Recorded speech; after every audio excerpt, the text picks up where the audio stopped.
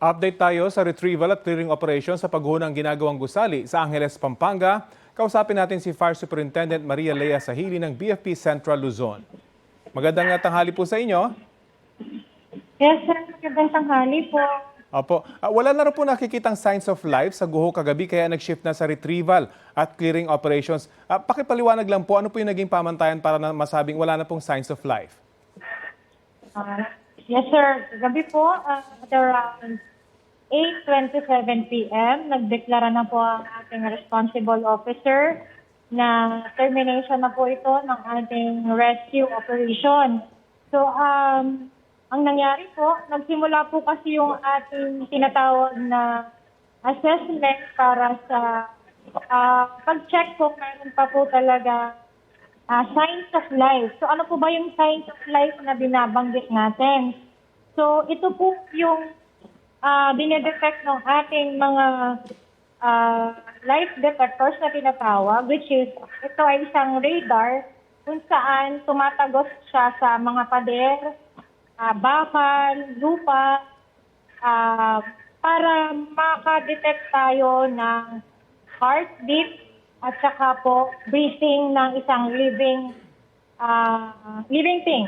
So ngayon po, yung ating mga life detectors na yan or rescue radar na tinatawag, yung iba't ibang CSSR groups po natin ang nag-conduct ng different time interval and mayroon po silang tinatawag na parallel assessment. So, nagkakaroon sila ng comparison bago sila mag-provide ng conclusion. Okay. So, say for example, si CSSR Pasig, siya muna yung nag-scan ngayon. Kung halimbawa, wala siyang detection nakuha, another set of detection from Olongapo City, CSSR, wala na rin siyang na-detect gamit yung kanyang instrument. Same goes with Bulacan.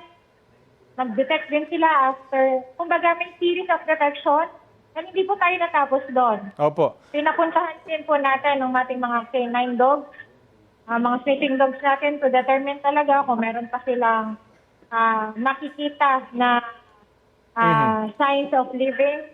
Wala rin po. So multiple And then, yes po. multiple equipment po yun yung ginamit. Kailan po huling nagkaroon ng na-detect na may signs of life doon sa guho mismo? Ito po around 3 p.m. meron pa po kasi tayong nakikita. That is why may pa rin po tayong kinakandak na ongoing rescue operation ng mga bandang 5 to 7 p.m. Kasi nga po, tinignan po nila yung nakita nilang signs of life.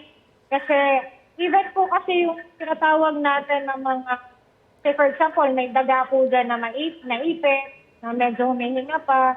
Pagdating po sa radar, ma-detect din po kasi iyon. So, living organisms din po sila. So, para to sure po na hindi siya tao or hindi siya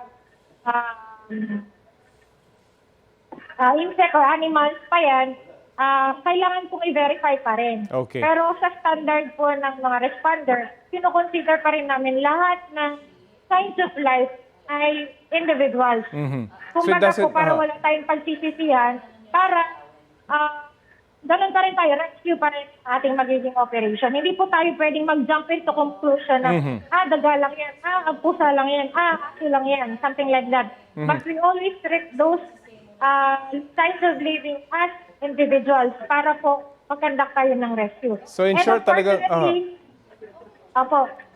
Unfortunately, yun nga, dahil ginawa na natin lahat ng levels of verification, talagang nagpare-parehas na sila ng findings. Kasi nung una, nagsisimultaneous sila. Okay. So kapag nagtatraverse tayo or pa-horizontal, even yung sa kabila, nadedetect kasi ng radar yung nasa kabilang side. Okay. So to make sure na hindi yung tao sa kabilang side yung nadedetect nila, banda, so pinastop natin at individual silang nag-scan. So yun nga Sige. po, until such time na wala na talaga tayong ma-detect. Para masiguro pong walang cross-detection. Nandyan po ba yung mga kamag-anak ng mga nawawala?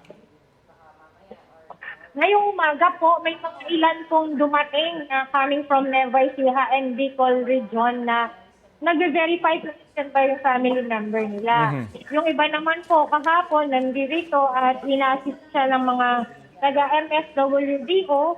And yung iba po na na-evacuate naman po sa Balibago Evacuation Center.